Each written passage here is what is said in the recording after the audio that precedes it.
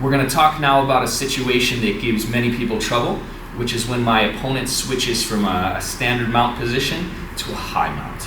So my opponent begins with an initial mount position.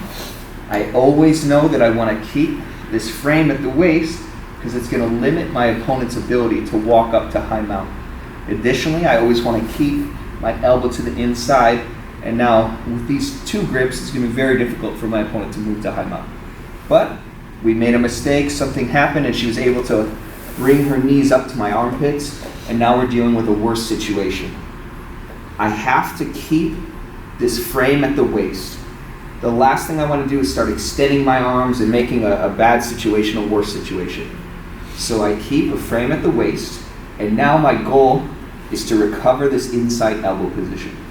Two main ways I look to do this. The first is I keep this hand over hand formation, and I simply walk my shoulders back and look to recover the inside elbow position from here.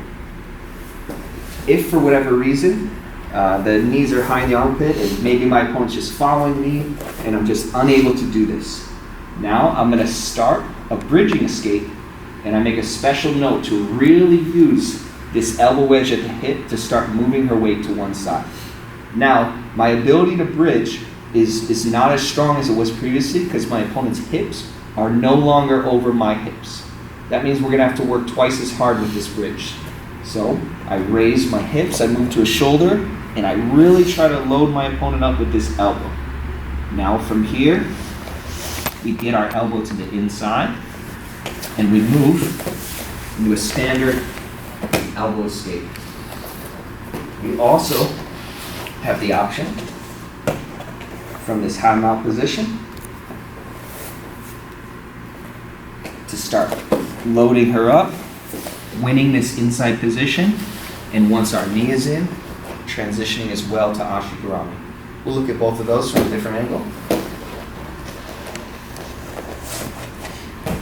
From our initial high mount, if we can simply walk our shoulders back and recover inside elbow position, this should always be our first form of escape.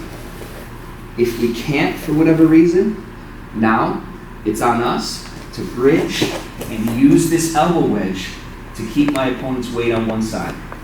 Now, I score inside elbow position, and from here, I can transition to Ashigarami or trap the ankle, and as my opponent recovers to the top, defeat the crossface, win the far side underhook, and solidify our half guard position.